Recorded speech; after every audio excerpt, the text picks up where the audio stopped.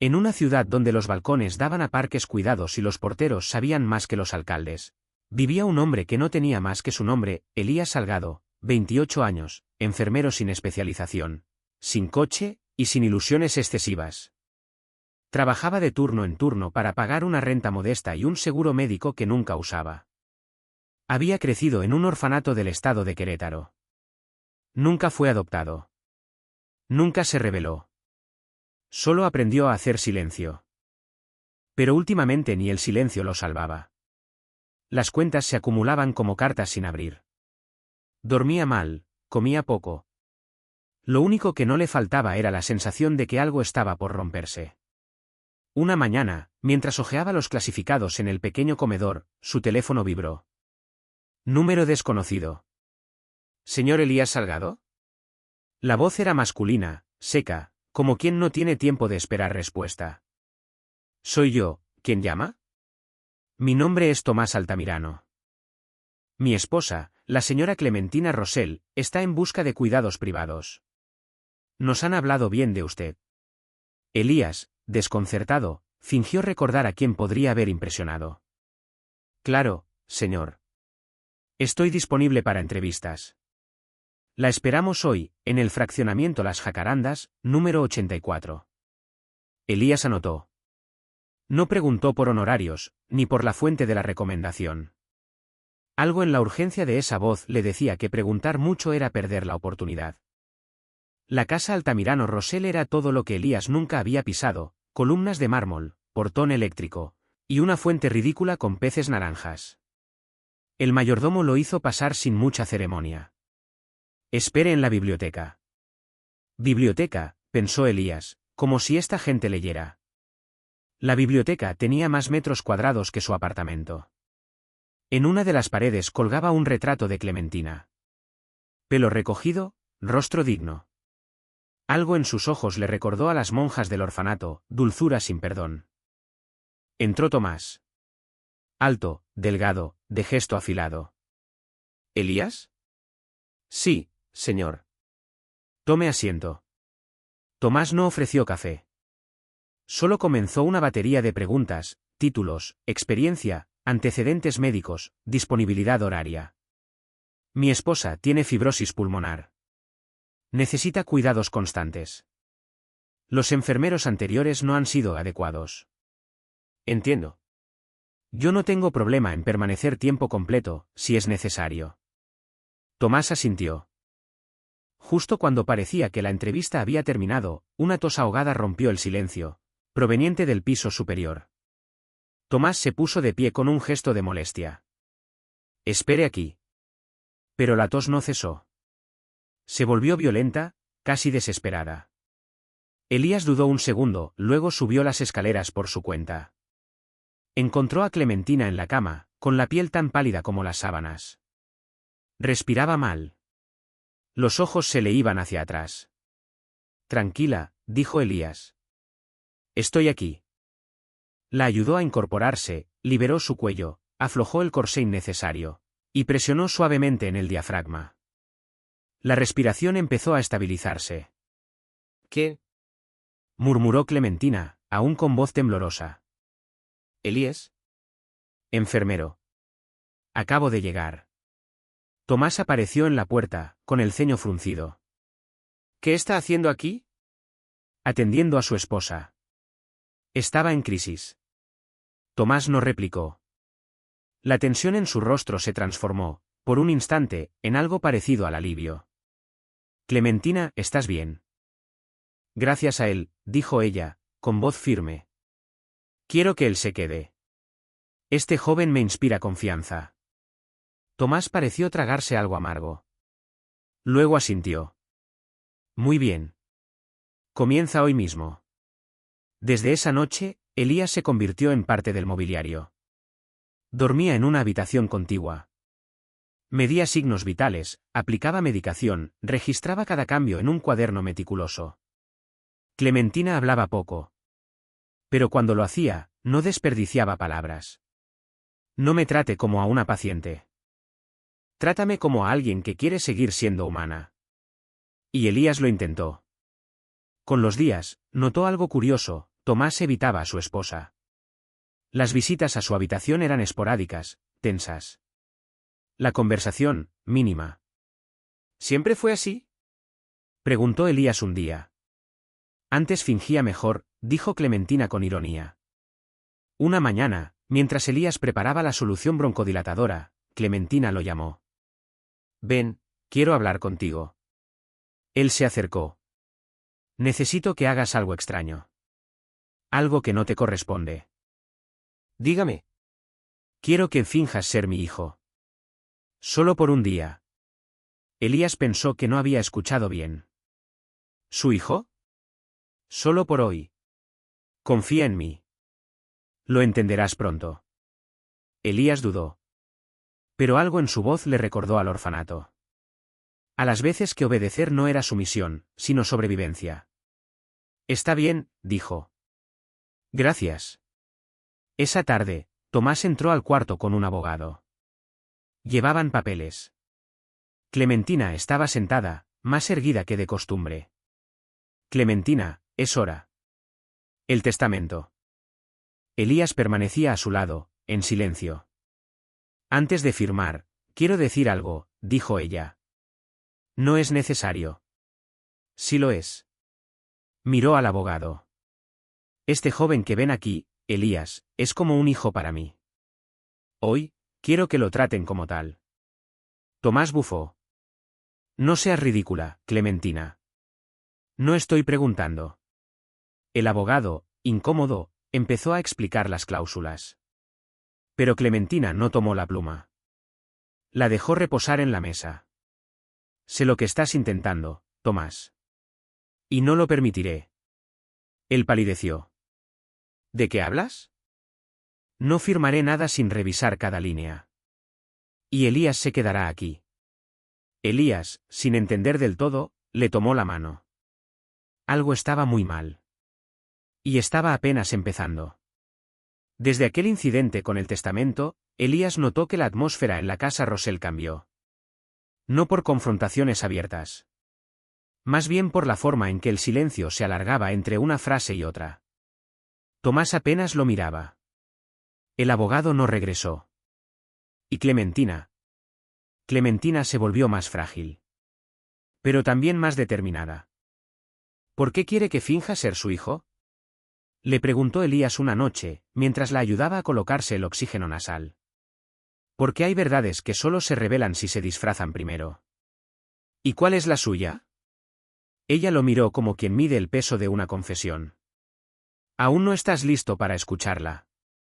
Pero cuando lo estés, lo sabrás. Elías se sumergió en la rutina con más intensidad. Limpiaba, anotaba, ajustaba dosis. Pero dentro de él crecía un cansancio que no era simple agotamiento. A veces, al subir las escaleras, tenía que detenerse a mitad del tramo. ¿Estás bien? Le preguntó Clementina una mañana. Sí. Solo dormí mal. Pero no era cierto. Desde hacía semanas, sentía una presión constante en el pecho. Dolor de cabeza, náuseas, debilidad. La enfermedad, esa compañera silenciosa, había elegido a su cuidador. Una noche, mientras registraba los niveles de oxígeno, Clementina le tomó la mano. No me mientas, Elías. ¿Perdón? Estás enfermo. Lo veo en tus ojos. Lo siento en tu pulso. ¿Qué tienes? No lo sé. No he querido ir al médico. ¿Por mí? Él asintió. Temo que si me voy, algo te pase. Ella apretó su mano con una fuerza inesperada. No puedes salvarme si te destruyes en el intento. Los días se volvieron una coreografía de silencios compartidos. Elías tomaba medicamentos de forma clandestina. Clementina fingía no verlo. Ambos sabían que estaban jugando con el tiempo. Tomás, mientras tanto, continuaba con sus ausencias. Decía estar ocupado con negocios urgentes, pero llegaba con el aliento lleno de whisky y la corbata floja. Una tarde, Clementina lo confrontó. ¿Para ti ya estoy muerta? Tomás ni siquiera fingió sorpresa. Para mí, estás desvaneciéndote. Prefiero recordarte cómo eras. Cobarde. Realista. Elías los escuchó desde el pasillo. No intervino. Pero algo dentro de él cambió. Una rabia tranquila. Una necesidad de proteger lo poco que quedaba. Una madrugada, Clementina tuvo una recaída severa. Tos con sangre, dificultad respiratoria aguda. Elías reaccionó con precisión, casi automática. Mientras le aplicaba la solución intravenosa, ella susurró. Prométeme algo. Lo que sea. Si me pasa algo, no dejes que Tomás decida por mí. Tú me conoces mejor que nadie ahora. Lo prometo. Elías sabía que necesitaba ir al hospital. No por ella. Por él. Su salud había empeorado. Pérdida de peso. Mareos. Dolor persistente. Pero ¿cómo abandonar a alguien que confía en ti como a un hijo? Fue Clementina quien tomó la decisión por él. He hecho arreglos para que me atienda una enfermera suplente esta semana. Tú vas a hacerte exámenes. No quiero dejarte. Ya me salvaste una vez. Ahora sálvate tú. En el hospital, los análisis confirmaron lo que temía, exposición prolongada a una toxina. Algo que estaba en su sistema desde hacía semanas. ¿Ha estado en contacto con productos químicos, medicamentos adulterados, algo inusual? Preguntó la doctora. Elías no supo qué responder. ¿Pudo haber sido algo en la casa? Regresó a las jacarandas esa misma noche, fingiendo normalidad. Pero con los sentidos agudizados. Comenzó a revisar todo, la medicación de Clementina, los alimentos, incluso el humidificador. Y ahí lo encontró. Un frasco sin etiqueta, escondido tras una caja de suero fisiológico. Residuo color ámbar. Sin registro en los archivos médicos. Llevó la muestra a un laboratorio externo. Pagó con lo poco que tenía. 3 días después, el resultado: trazas de clorhidrato de amiodarona adulterado con compuestos que afectaban el sistema inmunológico. Esto es deliberado, dijo el técnico. Alguien está debilitando lentamente a quien consuma esto. Elías sintió que el mundo se le encogía. ¿Y si no fue un error? Volvió a casa y confrontó a Clementina. Estás siendo envenenada. Ella no se inmutó. ¿Lo sospechaba? ¿Por qué no me dijiste? Porque no sabía si podía probarlo. Y tú tenías que descubrirlo por ti mismo. ¿Crees que fue Tomás? No lo creo. Lo sé. Elías quiso llamar a la policía. Pero Clementina lo detuvo. Aún no. Antes necesito hacer algo. Fue a su escritorio. Sacó un sobresellado. Esto es para ti. Si me pasa algo, entrégalo a la prensa. ¿Qué hay aquí? Todo. Mi testamento verdadero. Fotografías. Una carta. ¿Para mí? Sí. Y para quien quiera entender por qué una madre tiene que ocultar a su hijo por casi 30 años. Elías la miró sin respirar. ¿Está diciendo que? Sí. Eres mi hijo. Biológico. El tiempo, el aire, el dolor, todo se detuvo. Elías sintió cómo se derrumbaba una vida entera de dudas. ¿Por qué nunca lo dijo? Porque temía por tu vida. Tomás no lo sabe. Nunca lo supo. Por eso te contraté.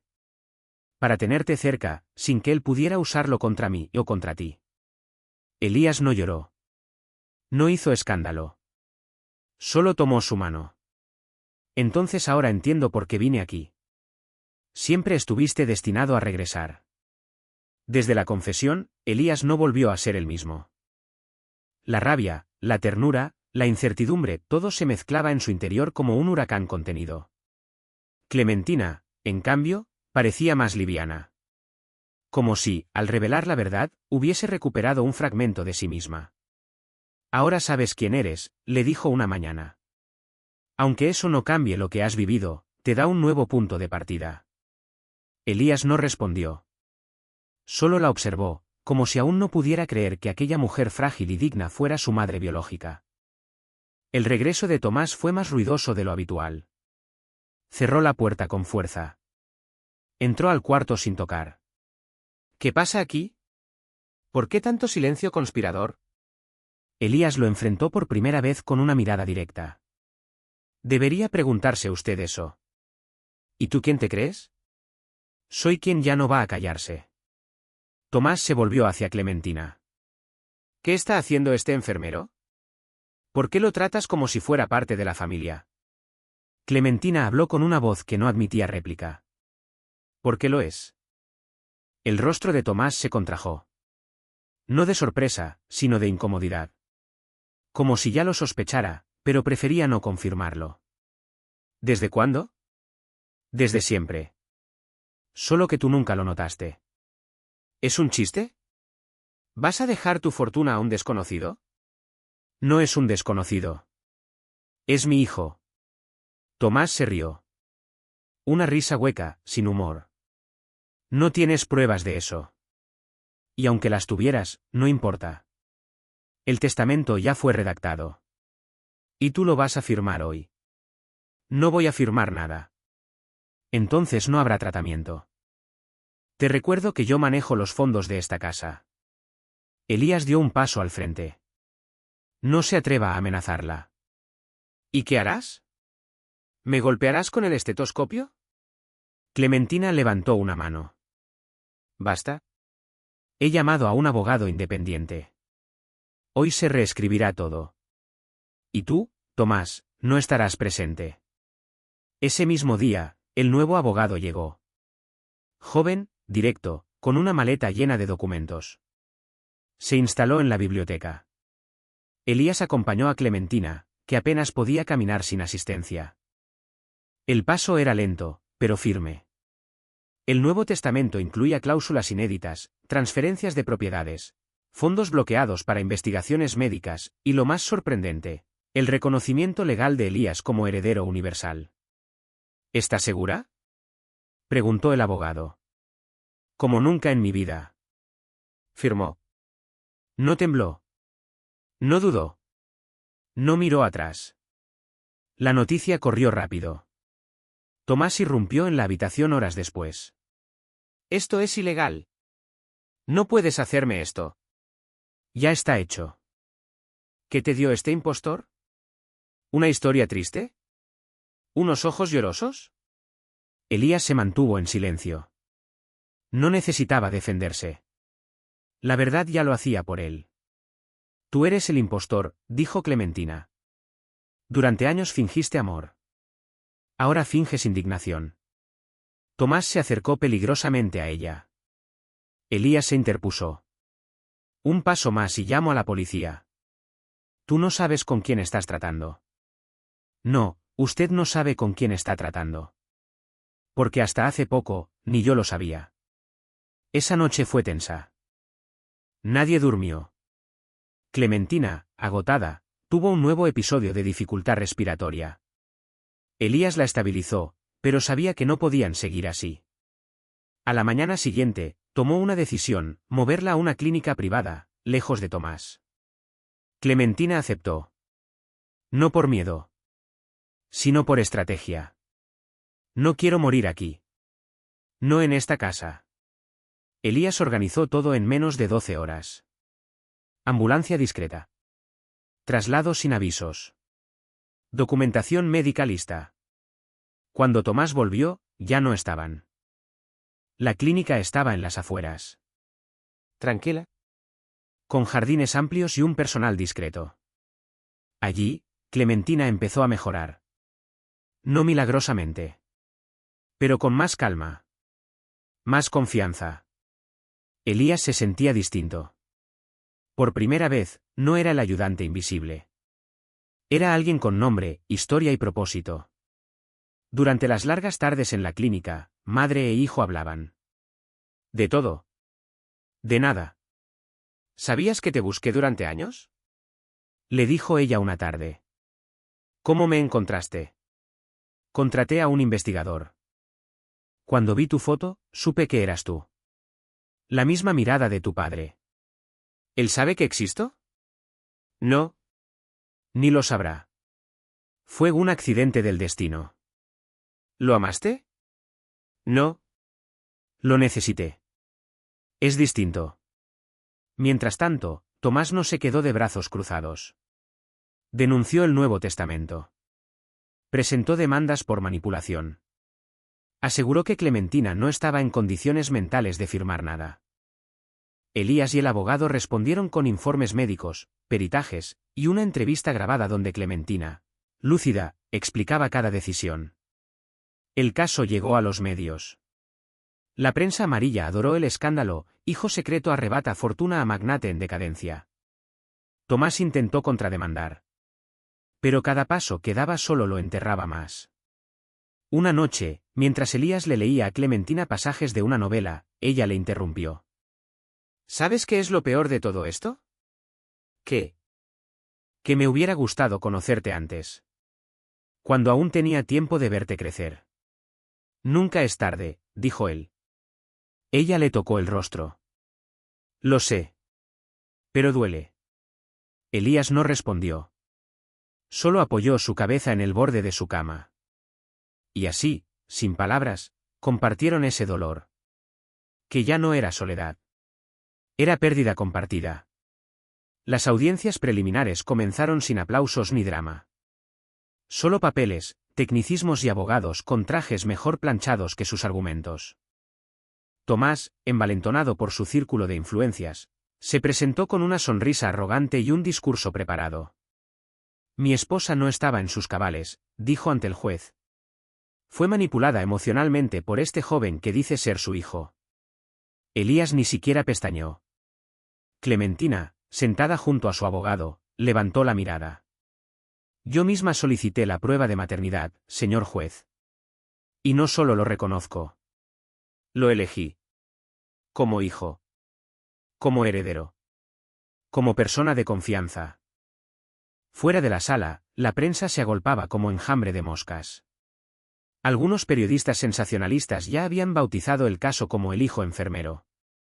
Elías se mantuvo alejado de las cámaras. Pero dentro de la clínica, sus acciones hablaban más que cualquier titular. Cuidaba de Clementina con la misma atención de siempre. Sin buscar reconocimiento. Sin rencor. No sé cómo soportas tanta exposición, le dijo una enfermera una noche. Yo estaría hecha trizas. Crecí en una institución donde nadie te miraba. Supongo que ahora no me afecta que lo hagan demasiado. Una mañana, llegó una mujer elegante al pasillo de la clínica. Pelo blanco recogido. Lentes de marco delgado. Voz serena, pero firme. ¿Elías? Soy Carmen Urrutia. Abogada. Vieja amiga de Clementina. Él la saludó con recelo. Pero ella fue directa. Tengo algo que quizás pueda ayudarte. Cartas. ¿Viejas?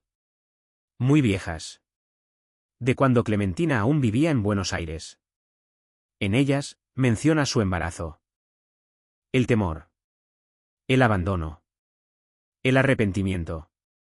Elías abrió una de las hojas con manos temblorosas. La tinta estaba desvaída, pero la emoción aún se sentía entre líneas. No sé si algún día podré ver a ese niño. Pero si lo hago, quiero que sepa que no fue olvido. Fue miedo. Las cartas se presentaron como evidencia complementaria. No tenían valor legal contundente, pero sí peso emocional. El juez, visiblemente conmovido, permitió que Clementina diera un testimonio grabado en vídeo debido a su estado de salud. En él, habló con una claridad escalofriante. Tomás nunca me amó. Solo quiso controlarme. Cuando me enfermé, su interés aumentó, no por mí, sino por lo que podía perder. ¿Por qué ocultó a su hijo tanto tiempo? Preguntó el abogado del tribunal. Porque temía que Tomás lo lastimara. Porque me avergonzaba mi cobardía. Pero ya no más. Tomás intentó contraatacar, contrató a un médico que cuestionó el diagnóstico de demencia leve en Clementina. Dijo que quizás sus recuerdos eran inducidos. La defensa respondió con nuevos exámenes, nuevas pericias. Y entonces, apareció algo inesperado, una grabación. Una cámara de seguridad interna que captó a Tomás manipulando medicamentos en la casa días antes del traslado a la clínica. No se ve el contenido. Pero se ve su gesto. Se ve su rostro. ¿Puedo ver eso otra vez? Preguntó el juez. La investigación dio un giro. El caso dejó de centrarse en el testamento y pasó a ser una causa penal. Tomás fue citado a declarar por posible tentativa de homicidio. Elías, mientras tanto, recibió una notificación del fiscal, su rol pasaba de testigo a parte querellante. No lo hice por la herencia, dijo. Lo hice por mi madre. Clementina, al enterarse del giro judicial, permaneció en silencio un largo rato. ¿Estás bien? Preguntó Elías. Estoy pensando si vale la pena. Todo esto. Tanta guerra. Tanta exposición. Claro que vale la pena. Esto no es por dinero. Es por justicia. ¿Y si la justicia no llega? Elías la tomó de la mano. Entonces haremos que llegue. A nuestra manera. Un día después, Clementina le pidió a Carmen, la abogada, que trajera un cuaderno azul que había escondido en su armario hace años. Es mi diario, dijo. Quiero que Elías lo lea. Él tardó horas en atreverse. Las páginas hablaban de su nacimiento. De la casa de adopción. De los años de culpa. De los intentos fallidos por encontrarlo. Y en una de las últimas hojas, una línea subrayada. Un día vendrá. No sé cómo, ni cuándo. Pero lo reconoceré. Por su bondad. Al día siguiente, Clementina se descompensó. Fue leve. Pero simbólico. Como si el cuerpo empezara a rendirse después de liberar tanto peso. Los médicos la estabilizaron, pero aconsejaron que se prepararan para cambios. Puede vivir meses. O semanas. O días. Depende de ella. Elías se negó a dejar la clínica. No la perderé otra vez. Carmen se sentó a su lado. Hay cosas que ni tú puedes evitar. Lo sé. Pero quiero que sepa que esta vez, no está sola. Una tarde, Clementina pidió ver el jardín de la clínica. La trasladaron en silla de ruedas. Elías empujaba en silencio. ¿Recuerdas cuando te pedí que fingieras ser mi hijo? Sí. Ya no tienes que fingir. Nunca lo hice. Ella lo miró. Con una tristeza serena. Quiero irme en paz, Elías. Lo harás. Pero no ahora. No depende de mí. Esa noche, madre e hijo compartieron una cena frugal. Arroz con pollo. Té con limón. Pan tostado. Nunca tuvimos cenas así cuando eras niño, dijo Clementina. Nunca las tuve con nadie. Entonces contemos esta como la primera. ¿Y si es la última? Será perfecta. El juicio penal contra Tomás avanzaba. Pero para Elías, lo verdaderamente importante ya no era ganar. Era cuidar. Acompañar. Sostener. El apellido, el dinero, la prensa, todo eso se volvió ruido de fondo. Solo importaba una cosa, que ella supiera que, al final, alguien la eligió sin condiciones. Y que él, sin buscarlo, también fue elegido. Parte V, Justicia con nombre propio. El juicio penal contra Tomás Barrenechea captó la atención de los medios como ningún otro escándalo familiar en décadas. No era solo un caso de herencia, era un drama sobre veneno, secretos y el ocaso de una dinastía. Los titulares se dividían entre dos bandos. El hijo ilegítimo que enfrentó al imperio. Viuda millonaria o víctima de manipulación. La verdad, como siempre, estaba en otra parte. Los abogados de Tomás apostaron por la vieja estrategia de dilación, solicitaron peritajes, recusaciones, hasta alegaron un desequilibrio emocional temporal. Pero el juez, ya exasperado por la maniobra anterior del testamento, fue claro. Este tribunal no tolerará farsas. Ni en la clínica, ni en la sala. Y ordenó prisión preventiva.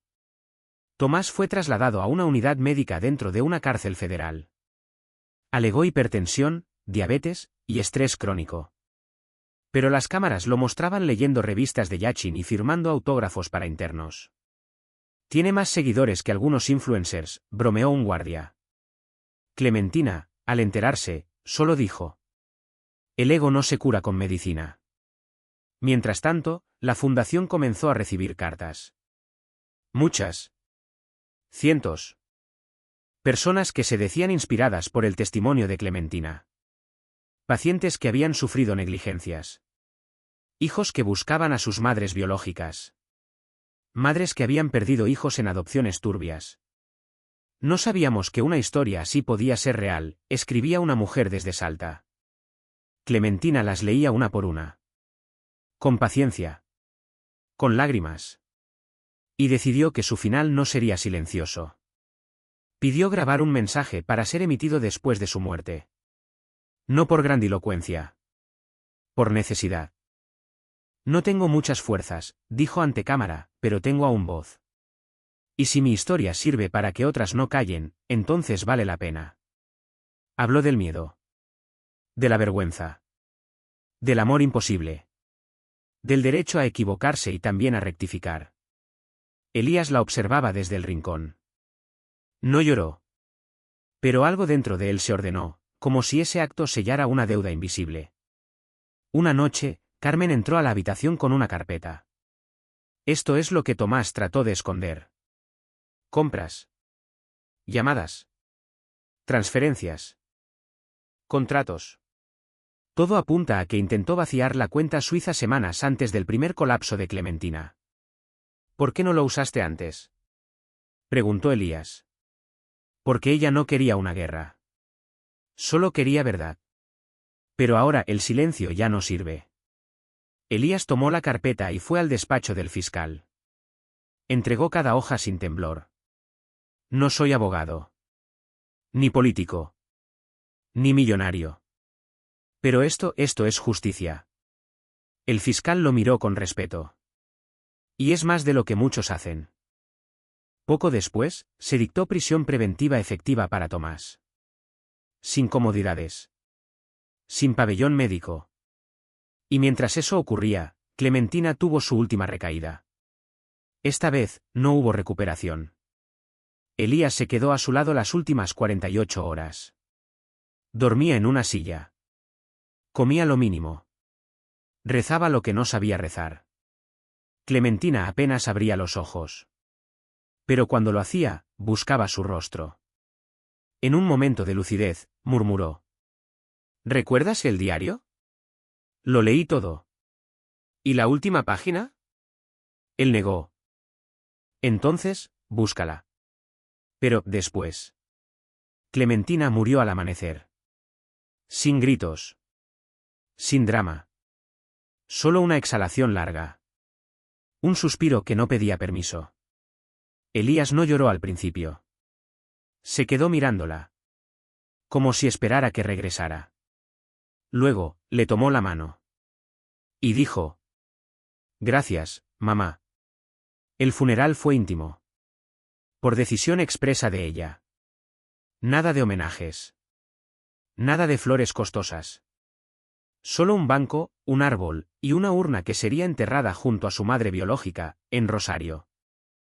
Elías leyó una carta que escribió durante la noche.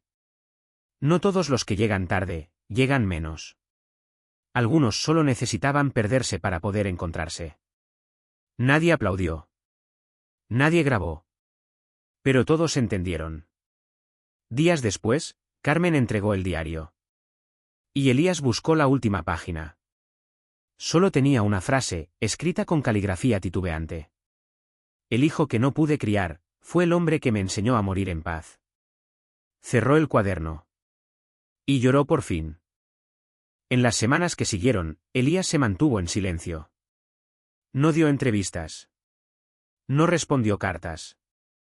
Solo volvió al hospital donde alguna vez cuidó desconocidos por salario mínimo. Pidió retomar el turno nocturno. ¿Estás seguro?, preguntó la supervisora. Sí. Aquí comenzó todo.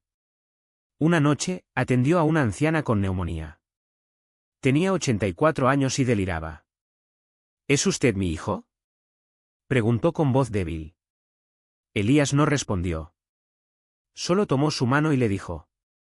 Estoy aquí. No está sola. Y en ese gesto, supo que el ciclo aún no cerraba. Pero al menos, seguía. Pasaron semanas. Luego meses. Elías regresó a una vida casi anónima. Atendía pacientes, tomaba café solo, y caminaba sin destino los domingos. No buscaba consuelo. Solo rutina. Pero algo lo empujaba por dentro. Una energía sin nombre que no nacía del duelo, sino de una verdad ya dicha que pedía futuro. La Fundación Clementina Barrenechea abrió sus puertas oficialmente en marzo. En un edificio discreto, sin mármol ni esculturas. Solo un cartel de madera clara con letras simples. Nada ostentoso, por favor, había pedido ella. Elías no quiso ser presidente. Ni director. Ni figura pública. Eligió ser coordinador de voluntarios. Prefiero estar cerca de la gente. No de los balances. Y así, todos los martes, daba charlas a enfermeros jóvenes. No técnicas. No sobre anatomía. Sino sobre algo más difícil de enseñar, mirar al paciente como un ser humano, no como una cama con diagnóstico. Un día, mientras salía de una de esas charlas, lo esperaban en la entrada dos personas mayores. Un matrimonio. ¿Elías? Preguntó la mujer. Somos Clara y Julián. Tus padres adoptivos. Él sintió que el mundo se inclinaba. ¿Cómo? Nos enteramos por los periódicos. Te buscamos. Pero sabíamos que debías tener tu tiempo. Elías no dijo nada. Solo los miró. Eran más bajos de lo que recordaba. Más frágiles. Pero sus ojos eran los mismos. Clara extendió una caja pequeña. Guardamos esto desde que te fuiste. No sabíamos si querrías verlo. Dentro había dibujos, cartas escolares, y una foto de él abrazado a un perro viejo que ya no existía. Gracias, fue todo lo que logró decir. Esa noche no durmió. Miró fotos. Leyó notas infantiles. Recordó cumpleaños a medias y abrazos incómodos. Y comprendió algo, no había una sola historia de origen. Había capas. Versiones. Ciclos. Nadie es solo hijo de una persona. Días después, recibió una invitación. El Ministerio de Salud quería otorgarle un reconocimiento por su labor como cuidador en situaciones extremas. No me interesa el premio, dijo. No es un premio. Es una señal de que lo que hiciste importa, respondió Carmen, ahora asesora de la fundación. Elías aceptó, pero pidió hablar al final. Sin prensa. Cuando subió al escenario, leyó un texto breve. Cuidar no es una profesión. Es una forma de estar en el mundo. A veces, basta con quedarse. Sin decir nada. Sin hacer ruido. Solo estar. Como alguien que en la oscuridad no prende la luz, pero toma la mano de quien tiembla. Y bajó. Las donaciones a la fundación aumentaron. Se crearon becas. Programas de apoyo. Espacios para denuncias de negligencia médica. Pero Elías se mantuvo al margen de los números.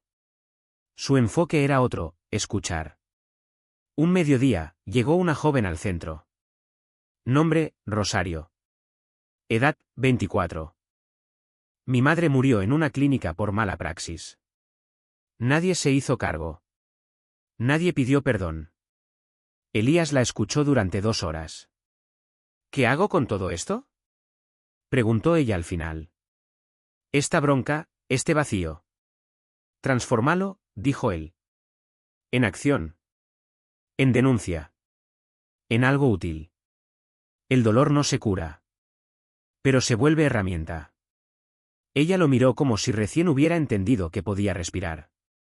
Esa noche, Elías volvió al departamento que le dejó Clementina. Pequeño. Con vista a un parque. Revisó por primera vez una caja sellada con su nombre. Dentro, encontró 3 objetos.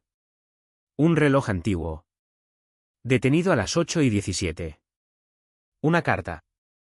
Sin destinatario. Solo decía si algún día entendés. Un sobre con un contrato de adopción de 1997. Leyó la carta. Nunca fui valiente. Pero vos me hiciste valiente sin saberlo. Si hoy tengo paz, Es porque existís. No quiero que me recuerdes por lo que hice mal, sino por haber intentado hacerlo bien al final. Se quedó mirando el reloj. Lo llevó a reparar, por puro impulso. Cuando el relojero lo devolvió, dijo: Está bien. Pero no falló por viejo. Alguien lo detuvo a propósito. Hay huellas. Elías comprendió, ella lo pausó. Como gesto. Como señal. Y decidió algo, ya era hora de volver a empezar. Solicitó licencia del hospital. Y viajó a Rosario. Al cementerio donde Clementina había pedido descansar. Llevó flores. Y un cuaderno. Se sentó junto a la lápida sencilla, sin epitafios. No sé rezar. Pero sé hablar. Así que eso haré. Y leyó en voz alta las cartas que le había escrito pero nunca entregado. Las de la infancia. Las de la ira. Las del reencuentro. Cuando terminó, dijo: Te perdono. Por lo que no pudiste. Por lo que no dijiste. Por lo que callaste. El viento le revolvió el cabello. O quizás fue ella. Elías regresó a la ciudad con una calma que no conocía. Como si todo dentro de él hubiera encontrado un lugar. No paz, exactamente. Pero sí una tregua. Al volver al centro, encontró cambios. Nuevos voluntarios. Nuevos programas. Nuevas caras. Pero el mismo espíritu. Esto sigue creciendo, le dijo Carmen. Entonces hay que cuidarlo aún más. Se reunió con el consejo de la fundación. Propuso descentralizar. Necesitamos llegar a pueblos. A zonas donde la salud pública es un papel en la pared. Donde no hay quien escuche. Le dieron luz verde. Y Elías tomó un mapa. Un cuaderno. Y comenzó a trazar rutas. Uno de los primeros destinos fue un paraje llamado Santa Lucía. Un pueblo con 3.000 habitantes, una sola sala médica y un médico que también era el cartero. Al llegar, notó algo que lo conmovió: todos lo llamaban doctor, aunque él insistía en que era enfermero. Para nosotros, el que escucha, cura, dijo una mujer con voz ronca. Allí conoció a Leticia. Enfermera. Madre. Luchadora. Acá, la mitad de los chicos nacen sin control prenatal, dijo. Y los ancianos mueren solos porque nadie sabe qué tienen. Elías propuso instalar un pequeño centro de formación. No prometo milagros. Pero podemos empezar con algo. Leticia sonrió. A veces, algo es todo. Durante semanas, Elías vivió allí. En una casita prestada. Comía lo que le daban. Dormía en un catre. Y cada día, a las 6 de la tarde, daba talleres sobre cómo sostener una mano. Cómo mirar sin juzgar. Cómo quedarse cuando todos se van. Un día, una niña se le acercó con un dibujo. Era él, con una capa de superhéroe. Sos como Batman, pero sin auto, dijo. Él se rió. Y sin dinero. Pero con corazón. Elías volvió a la ciudad para presentar un informe. Había estadísticas. Números. Gráficos. Pero terminó con otra cosa. El legado de alguien no se mide en lo que dejó, sino en lo que despertó. Clementina no me dio una fortuna. Me dio el permiso de ser quien soy. Y ese permiso, ahora, quiero compartirlo. Hubo silencio. Luego, aplausos. No de cortesía. Sino de acuerdo. Con el tiempo, la fundación se convirtió en una red. Había nodos en Chaco, Mendoza, Ushuaia. En cada lugar, alguien contaba una historia distinta. Pero todas tenían un punto en común: alguien que decidió no callar. Elías seguía sin ocupar un cargo alto. Pero todos sabían que era el corazón del proyecto. Un periodista le preguntó una vez: ¿Usted se considera un líder? No. Me considero alguien que estuvo en el lugar correcto, en el momento justo, y no huyó. Una tarde, caminando por el jardín de la mansión, ahora convertido en sede central, vio algo extraño. Un árbol que había estado seco durante años comenzaba a florecer. Preguntó a un jardinero. ¿Cómo es posible? A veces, solo necesitaba tiempo. O la raíz encontró lo que le faltaba. Elías lo miró. Y entendió. Ese mismo día, escribió una carta. No tenía destinatario. Pero decía: hay cosas que uno aprende tarde. Como que la ternura no es debilidad. O que lo siento, puede salvar más vidas que una cirugía. Gracias por enseñarme sin proponértelo. Y por esperarme, incluso sin saberlo. Dejó la carta dentro del diario de Clementina. Y lo guardó en la biblioteca de la fundación. Pasaron años. Elías envejeció sin prisa. Con canas que no molestaban. Con arrugas que contaban historias. Nunca se casó. Pero no estuvo solo. Lo rodeaban colegas, pacientes, amigos. Personas a quienes tocó sin saberlo. Y cuando alguien le preguntaba por su madre, respondía: tuve una. Al principio no lo supe. Pero fue suficiente. Murió una mañana de otoño. Dormido. Sin dolor. Dejó instrucciones claras, nada de homenajes. Nada de estatuas. Solo un banco, bajo el árbol que floreció. Y una frase en una placa de bronce. A veces, estar es todo.